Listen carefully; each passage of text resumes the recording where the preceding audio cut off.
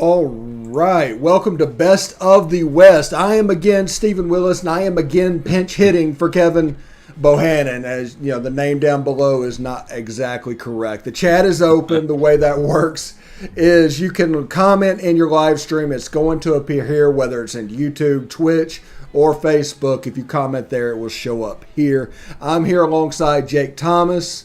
How you doing, Jake? Man, I'm doing great. Like I said on my show the other night, football's back. I don't know around your part, Stephen, but around here, high school football is really big, and that actually starts this week. So football is back, baby, and high school football kicks up this week, and it's just a few short weeks till SEC play.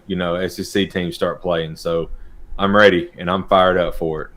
Yeah, way back when 100 million years ago, when I was working at Rivals.com, we used to have to film high school games, and I was at the Hoover Met more than I care to admit. It seemed like I was always filming those guys and what they were doing, and you could tell the way it was set up, the love that people in Alabama have for high school football and what it means to them. I grew up in Mississippi, did the same thing, and now I'm currently in Florida, and it's definitely the same thing. So it's pretty cool to see. Absolutely. High school football, you get to see some of the, the next guys up, for some of these teams. Julio Jones, I got to see him play. I went to one of his games when he was in high school. So, it's impressive to see some of the guys who become the next level stars, playing in a high school field. It's pretty incredible to see. Yeah, and fun fact, back in my Rivals days, we actually got into an argument, like a legit argument, about DJ Fluker and how he would project going forward, whether he was going to be a superstar, top left tackle in the NFL. Now, we knew he was going to be good in college, but we're just talking about what he would project us down the road. But it would get quite heated, and we just really started nitpicking exactly what was going to be problems with DJ Fluker.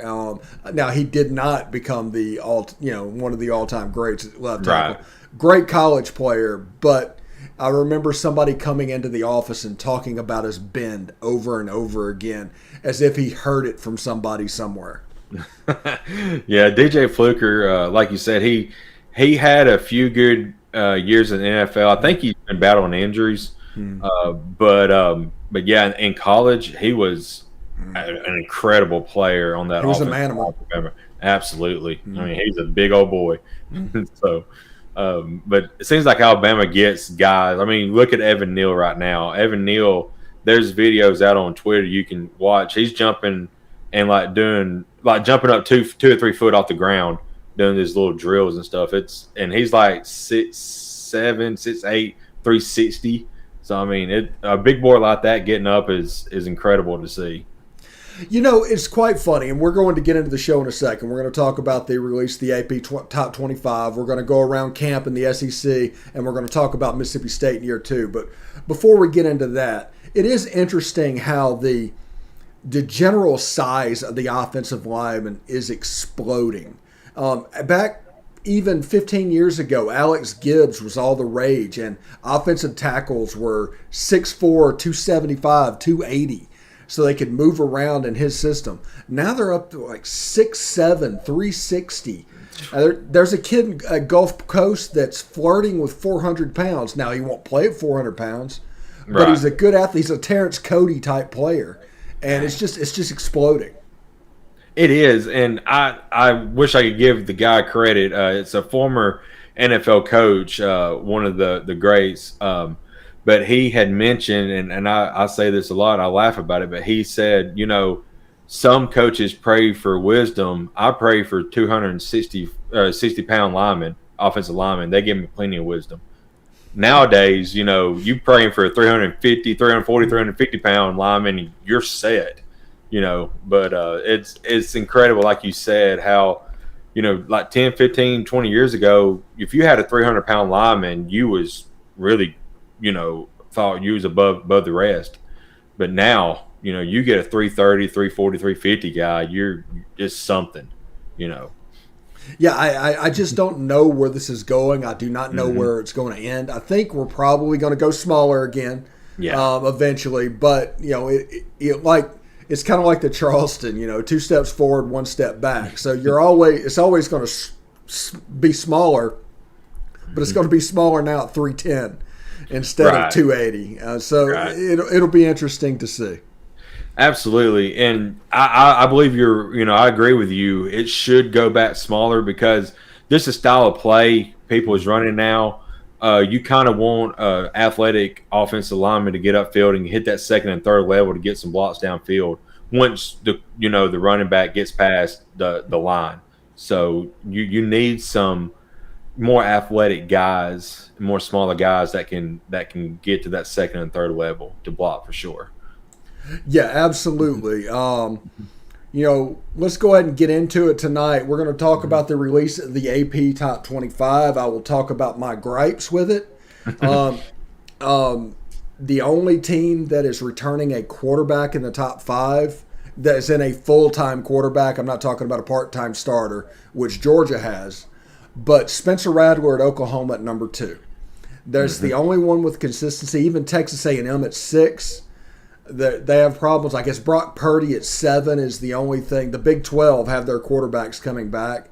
Ian Book is gone. Cincinnati returns their quarterback. He's a good player. It's like Desmond Ridder. We saw them Peach Bowl last year. So it's going to be quite interesting to see. There's a lot of unknowns. Anybody you look at just about has a question. Like in Alabama, you got Bryce Young, you got Bill O'Brien, you got Brian Robinson, you got John Mechie. They're all replacing dudes, and those are some legit first-round dudes. Oklahoma has a lot coming back. Clemson replacing Trevor Lawrence and Travis Etienne. Ohio State replacing their quarterback, Justin Fields. Georgia with the part-time starter. Like last year, I was on the JT Daniels train from the start, the absolute start. And then he comes in Game 7. He's a game changer. So, I'm not a huge Brock Purdy guy at Iowa State. He's consistent. He's kind of like one of those David Cutcliffe style quarterbacks. Desmond Ridder, I like him, but not number 8 in the country like him. Notre Dame, they're probably overrated like they already are. And then there's Sam Howell, who's probably the number 2 rated quarterback by national personnel. Now they don't rank Matt Corral for some reason. That's another issue I have. But Pro Football Focus is always Spencer Rattler and Sam Howell. Sam Howell's down at 10. Yeah. And I do have some questions as well about the AP Top 25. Like, how do you keep, Ole Miss out of it? That's a big gripe of mine. I mean, some of the guys, you have in there, you think it's better than Ole Miss. I don't think so. I mean, they don't think they're better than Ole Miss. If they had to bet on the game, they would not bet on 10 teams ahead of Ole Miss to win that game on a neutral field. They would pick Ole Miss every time. And in that case, Ole Miss should be 17th or 18th in the country probably. I agree 100%. They got snubbed big time. But you mentioned Alabama. I was actually kind of shocked them being number 1. I think the reason they may be at number 1 just because of the success from last year and the defense. Pretty much, we brought almost all of our returning starters back on defense. Besides, Surtain and a few of them defensive linemen, but we're still loaded everywhere else, and we had a lot of young guys play last year. So defensively, we're set, but Bryce Young, there was talk when he come in that he could be better than Tua. Well, I mean, maybe he can, but he's still got to prove it. So, like I've said many times, I believe this offense is going to struggle for a few games. We got to replace 3 offensive linemen, so that's going to take a little while to gel on the offensive line, and just to get their rhythm down offensively. But that I was actually shocked that they didn't put Oklahoma at number 1, to be honest. Yeah, they have the most coming back. Their defense is pretty well set. They're also in that easy Big 12 where their biggest competition is going to be Texas, Iowa State. Yeah. If you beat Iowa State, you're going to run the table and you're going to go to the playoff. And they're probably that guy. But like I said, Alabama quarterback issues, Clemson quarterback issues, Ohio State quarterback issues, Texas A&M quarterback issues. That's 4 out of the top 6. Now, I've told you last week, I'm gun shy about talking about a team and not knowing what's coming from the quarterback position. I remember Jeremy Johnson at Auburn. I remembered how he was going to win the Heisman, and all the hype came up through the spring, and then the fall hit, and he just fell apart. Right. So this could happen to any number of teams, but 4 out of the top 6. And basically, in my opinion, what this is just laziness from the media. They're ranking teams off of what's supposed to happen. On my podcast today, I did mention there's no such thing as a blue blood. Everybody talks about a blue blood. There's no such thing. If there was, Tennessee would still be a thing. Nebraska would still be a thing. Michigan would still be a thing. Alabama, after Bear Bryant left, went through 20 years of just up and down seasons, and it's going to happen after Saban. Absolutely. Now, so it's all about the head coaching, and I think all of this game is under the assumption of a blue blood happening, when in reality it's not quite like that. Absolutely. And like we said off air before we started, some of these beat writers and stuff that get to vote on this, a guy from a beat writer in Florida, Georgia, Alabama, wherever, he's not going to know what Utah is going to look like this year. So I just don't have a lot of faith in the AP Top 25 media poll. I'd rather the teams come together and play, get about 4 or 5 weeks into the season, see what the question marks still are middle part of the season, and then you can base a who's number 1 through 25 that way. Yeah, and back in the day when this was all poll driven, and there was the AP and the UPI and the coaches poll and 7 different polls going around, the media had protection because not all of the country could watch other parts of the country. You simply had to take their word for it that they were good. Cal's pretty good this year. Okay, I guess so. But now that we can all see with our own eyes and what we pay attention to, fans are going to watch out west more than media are, because media are going to cover their own beat. If you're the AL Auburn guy, you're going to cover Auburn. You're not going to pay attention to what Arizona State is doing. And that happens in Heisman rankings. That happens a lot in preseason polls. You have to take them legitimately with a grain of salt, because, I mean, this is pretty hard to look at. I mean, Coastal Carolina and Louisiana ranked, Ole Miss not.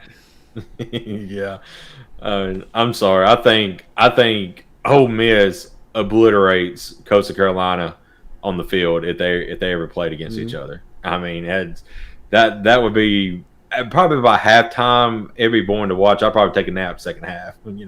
It'd be one of them top games. And somebody that was like the poster child, one of the poster childs, Liberty last year, not in the poll this year. They beat Coastal Carolina in the bowl game. They returned Malik Willis, but they're not ranked. And Coastal it's so fractured. It really is. Basically what this is exposing is how little they know. Absolutely. How do you not have Ole Miss? How do you not have Liberty? I mean, Liberty, like you said, beat Coastal Carolina, but yet you keep Coastal Carolina in the top 25, and Liberty's bringing back Willis and a lot of their guys. And I don't understand it. It's ridiculous. It really is a ridiculous thing. We're going to move on, go around fall camp. We just did an AP Top 25. It's not really a best of the West. It was a best of the nation, really. Yeah. But around the SEC, Kevin could not join us. He did have an update on Arkansas's camp situation. What's going on there? Yeah, he sent me a text I checked on earlier today, but he said regarding Arkansas football, the starting center, Ricky Stromberg, is out with a strained MCL. They're saying he should be back by a season opener, but that'd be something to keep an eye on. First scrimmage was this past Saturday for them. Defense had the upper hand. Seemed like defenses across the SEC had the upper hand in a lot of these scrimmages. From what I've been, well, besides Ole Miss, but he also said that freshman Rocket Sanders has the upper hand on the number 2 spot at running back behind Traylon Smith, and wide receiver reps are still up for grabs behind Burks, but it looks like first group has been Burks, Trey Knotts, and Warren. Pittman has also made it an emphasis to run the ball better this year, so they've been focusing on that this camp as well. Yeah, I think what you're going to see from Arkansas is the beautiful thing about the Lane Kiffin, Kendall Briles type Baylor system is the flexibility between run and pass. Ole Miss is a run offense. People don't realize that about Ole Miss. They run the ball 60% of the time, but they hit their big plays passing the ball. Now, Arkansas is going to do the same thing. The person that made De'Aaron King famous was Kendall Briles at Houston. Mm-hmm. He's going to be able to run the ball. You're going to see a lot of quarterback run. I expect to see KJ Jefferson run some QB power. He's going to be the big back in that offense with Traylon Smith. Yep. And you're set at wide receiver. They're going to go a little faster. I'm interested to see what Arkansas will look like. The problem is, on the defensive side of the ball, people are going to find out that drop 8 sooner rather than later. Right. And, absolutely. If that's what you're going to stick on, that'll get you in trouble.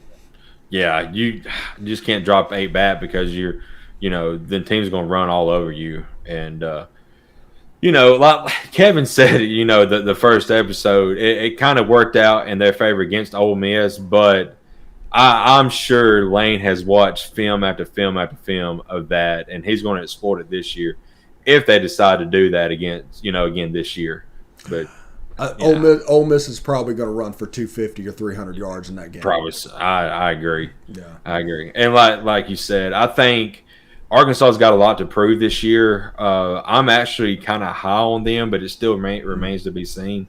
I just really enjoy Sam Pittman. That was a really good hire for them. So. It seems like the first episode we did, I told Kevin, I said Arkansas, and kind of like got to their lowest point like Alabama did when we lost to UL Monroe. Arkansas should not be losing to North Texas at all, ever. Alabama should never be losing to UL Monroe. So they got to their lowest point. They can only go up from here, and they went out and got a really good coach. So it's going to take some time, but Arkansas, within a few years, I think, will be back up there fighting. Yeah, I think they will as well. Moving around the league, what's going on at Alabama? Defensively, of course, it's all everything there. Looks like Brian Robinson is taking over the running back QB or running back 1. So. But Trey Sanders is looking really good. So if he's healthy, that gives another running back, that loaded running back room that they've got. Ben always has to. Yeah, always. Absolutely.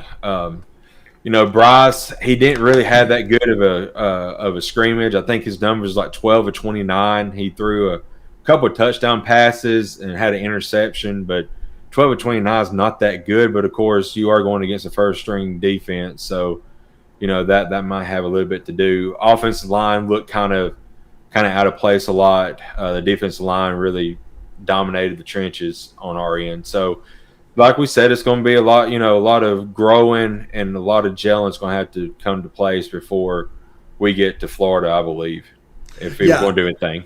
That Miami game, if I was an Alabama fan, I mean a realistic, real Alabama fan, that Miami game would scare the hell out of me.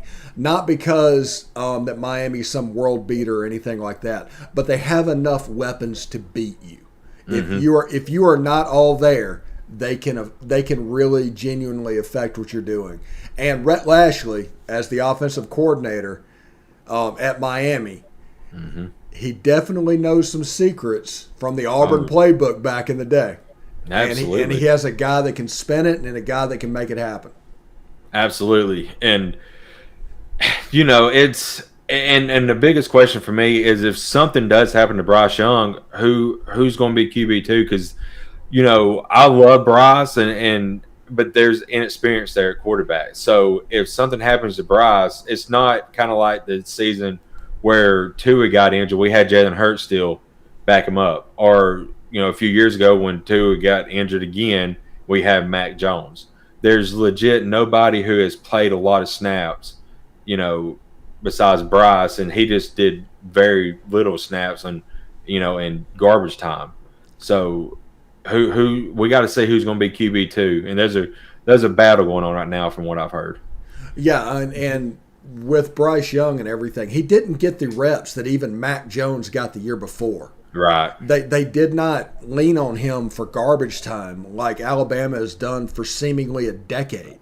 And because of that, you have even a more inexperienced quarterback coming into this season than you normally have to go with a new running back, new wide receivers. I mean, John Mechie and Slade Bolden, I like them. And their tight ends are quite special, but I need to see it. They're almost show me at this point. Yeah, we're not Missouri. I don't think they're preseason number one. Yeah, like I said, I was kind of shocked about that. But defensively, we're set. We should be fine. The biggest news that I've been hearing is looks like Kool-Aid is fighting Jalen Armour-Davis at that cornerback 2 position. So we'll see how that goes. Yeah, I'm looking for that. Like Nick Saban always picks a guy out that kind of becomes his guy. Whoever the alpha dog in the secondary comes up and playing corner, Nick Saban attaches himself and really almost like Bill Belichick drilling in because you only have 20 hours to do it. You need to make it count. So they really work on these young guys. So by the time they're juniors, they're super special players because of the work put on in the freshman year and the sophomore year, even if you don't see it. Absolutely. So that remains, it'd be a good battle there. So it remains to be seen. But offensively, that's the biggest question mark going into the season in my mind. Yeah. Just tell you about Oxford. First scrimmage this weekend. Apparently, we're the only team where the offense won the scrimmage. I think the first team offense scored the first two back-to-back 3-play drives. So that's nice. Braylon Sanders is becoming that Elijah Moore replacement type player. But when I say that, I mean you remember how Amari Cooper got worked in the Lane Kiffin system. He'll probably be that guy in the Ole Miss system this year. Oh, nice. Jerry and Ely showing out, playing multiple positions. Henry Parrish is having a good camp. At running back, we're absolutely stacked. We probably have the best backfield in the league. Nobody talks about them. Everybody seems to forget that we led the SEC in rushing last year. And because of that, the offense is a well-oiled machine, so the defense is a little bit behind. You have newcomers in the secondary, newcomers at linebacker, newcomers at the defensive line position, and sometimes that can affect the way things are set up. So they struggled a little bit in the first scrimmage. Now, I do question of how much of that struggle was scripted because reports were in completely open practice, the defense was playing well all week. So it could have been just an off week, but they also could have scripted humility and humbleness into that. So if you play certain defense against certain plays, all of a sudden you're going to get burned. So you have box safeties covering Braylon Sanders and 65-yard bombs happen. So I'm looking forward to this season. I'm very excited of what's going on. There are going to be some naysayers and people that want to live in the moment. That's fine, but sounds pretty good to me. Somebody that's actually lived through it. I've been through 3 of those camps myself. Yeah, there's a lot of positivity there going on at Ole Miss right now, and that's great to see. Y'all have had flashes when you had Hugh Freeze there. You beat Bama in Tuscaloosa. Unfortunately, my wife and I was at that game, so it was not a fun ride home. But there, just Lane Kiffin. I've said it time and time again. He has grown. He grew under Saban. And I think he's mentally right where he needs to be a head coach, and he is he's about to take the SEC by storm. I don't think it might not be this year, but next year, it's going to be tough. But especially once he gets that defense pat. Yeah, and one of the players, Tyshin Johnson, you watch his film. He's a kid out of Philadelphia, Pennsylvania. Kid has some honey badger in him. Oh, wow. It needs to be developed, and he's still a freshman at that level. But he has the ability in the ball. He's one of those players that the ball seems to find, which is a pretty good thing for a defensive back. Otis Reese, a top 50 player. We only had him 3 games last year. He'll get a full season. Jake Springer, an all-conference guy from the American, will get a full year. He didn't play last year. So our secondary is completely revamped. We signed the top 2 JUCO defensive tackles. And Chance Campbell came over from Maryland, where he was an honorable mention all Big Ten. So I expect the defense to make some strides moving forward. But, I'm not, I just want to see them 60 to 80. Yeah. I'm not expecting a top 20 defense. I just want them 60 to 80. Yeah, like we said, if you got a top 60 defense at Ole Miss, you're going to be scary good. And because like we said, Lane, he has the ability to get mismatches, like you mentioned. You're going to have a linebacker lined up on Edwards, and it's going to be like a 65, 70-yard bomb. So he has that ability. So he's just so great at scheming, on the offensive side of the ball, and much like he did at Alabama, like he did last year. He knew before the play was snapped, he knew it was going to be a touchdown. He just has that ability to do that. So y'all got a good one. Yeah, Lane learned from Norm Chow, who was a master at stacking plays on top of other. There might be 3 plays that are specifically run to make a defense do a certain thing, so that fourth play turns into a 70-yard touchdown. And Lane learned so well how to do that, and he does it so well. And you'll see him why are they running that play? Well, you'll see 3 plays later, it's like, oh, okay, that's why. Because you want to affect that safety in a certain way to where he comes up, and all of a sudden you have a one-on-one back deep with your best receiver on a number 3 cornerback. It's a weird thing. One of my favorite touchdowns of the year is the 3rd touchdown from the Ole Miss Vanderbilt game, and you set up in a normal situation, normal formation, with a slot, and you line Elijah Moore out wide, and he's outside the numbers. And then the slot receiver and they shift the tight end to the other side, and they set it up through motion that the only player within 25 yards of Elijah Moore was the 2nd-string cornerback that was supposed to cover him. It turned into an easy 40-yard touchdown, and it was all she wrote. Yeah, it's I can't remember that play. I must have missed that one. Yeah, it's pretty beautiful. I just remember the clipboard going about 80 feet in the air on that touchdown. That was incredible to see. All right, we got a question from James Lill. He wants us to talk about Week 0 college football and talk about the point spreads. Interesting. Yeah. Yeah. Are you up to speed on Week 0? I am not. Well, I'm bringing it up right now, so. Yeah, enlighten me. The biggest game of the day is going to be Nebraska at Illinois. That's going to be Brett Bielema. His debut, and Scott Frost on the hot seat. It's going to be a 1 o'clock kickoff. It's going to be I guess maybe the big noon kickoff. Who knows? It's on Fox. I expect that game to be a 3 to 4 point spread either way. And like I said, it could be anything. It depends on the quarterback situation at Nebraska, and I am curious of what the offense is going to look like at Illinois, because that stuff he ran in Arkansas will not work. But he's in the Big Ten, so it might. UCLA against Hawaii. I'm looking forward to seeing that game. I think UCLA is probably a 7 to 10 point favorite in that game, and that will set up LSU's first opponent. Okay. Let's see. 17 and a half. 17 and a half.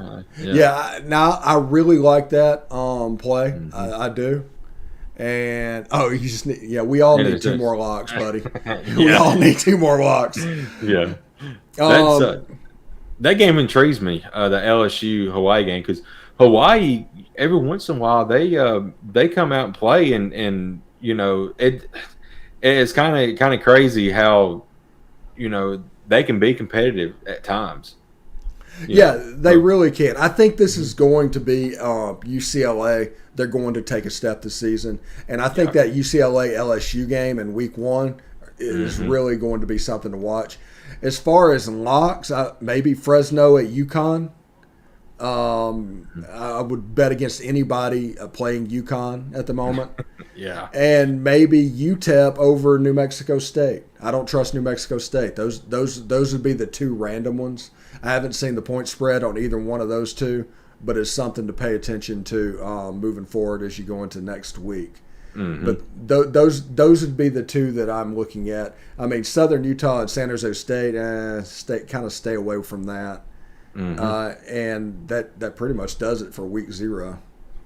Absolutely. I see my wife has made a comment. She dropped an RTR. Oh no. You don't have to block her. But I didn't. I love college football, but I don't. I'm not really big into the point spread and stuff. I'm not really a big gambler, I guess, per se. So, I just like coming on and talk about football and any kind of sport, really. So, it adds a different level of meaning. I want my heartstrings and emotion. I want to enjoy it that way. I do not want it to affect my pocketbook. Ain't that the truth? No problem, James. Have a good day, bud. Thank you, James. When it comes to that, and we are talking, I'm working with the One Team guys about setting up a sports betting show as we move closer to football season, and hopefully we'll be able to produce that and it'll be on these channels. So that's awesome. Before we get out of here, I do want to talk about Mississippi State year 2. Now everybody talks about Mississippi State. Everybody really. It's generally a 3-year plan for Mike Leach, no matter where he goes. And this is probably going to be no different. So this is going to be that middle year.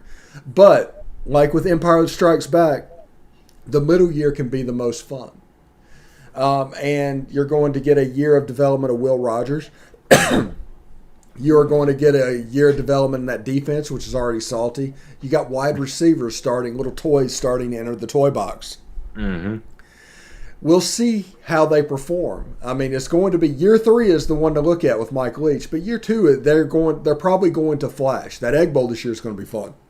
Absolutely, and it's all going to depend on Will Rogers and his his ability to improve from last year. He showed flashes, but he also, a few games he looked absolutely terrible. So. He's like you said, he's going to have to step up, and but you get another year out of him. That defense gets another year. I was really happy, that they got Leach, because you just think about the personalities in the SEC West now. You have Saban, you have Lane Kiffin, you have Mike Leach. So personality wise, coaching wise, it's crazy. Star power. But both of them, my bad. I was going to say both of them come into places where they're going to have to build their teams and get players around them that fit their system. And both of it seems like Ole Miss has an upper hand right now, but I believe Mississippi State will get back there too. Yeah, I do too. I trust Mike Leach. He's done it everywhere he's been. Yeah. They're going to flash this year, and like I said, that Egg Bowl is going to be fun to watch. But what I was going to say is, like, what's the deal with Brian Harsin? Auburn hires somebody that's completely milquetoast, down the numbers to replace Gus Malzahn, who's all buttoned up and down the numbers. And with all these other personalities in the league, it's just kind of funny because maybe Auburn just doesn't want to be that guy. I know. Maybe they just want to be. Sorry, Auburn fans, but y'all still little sister. So that's what y'all go out and get a coach that I don't know. But you're right. It's different than some of the other personalities because Sam Pittman is a hard-nosed type coach too. He'll tell you like it is. Yeah, Ed Orgeron is crazy. Yeah. I worked for Ed Orgeron. I know what that's like. So Orgeron, Saban, Kiffin, Leach, Pittman, and then you have Harsin. Yeah, and then you have Jimbo. Jimbo. Yeah. So it's just odd. It's an odd pairing, I believe. So we'll see how it works for him. Yeah, let's get out of here. Thank you very much, Jake. Do want to thank everybody for tuning in. All the people in the chat, thank you very much. Yes. Be sure to subscribe to my Patreon if you're an Ole Miss guy, and go to the Tide Talk podcast. Listen to that; they have good stuff over there available. You can do that, but we got all these things available to you at all times. So I'm pretty excited. So if you want to go back and catch it on demand, it's going to be available on demand, and we look forward to seeing you next week. Maybe next week we'll have Kevin back though. Yeah. Let's hope so. We're still thinking about you, Kevin. Get well soon. All right. Everybody have a good evening, and, of course, hotty toddy.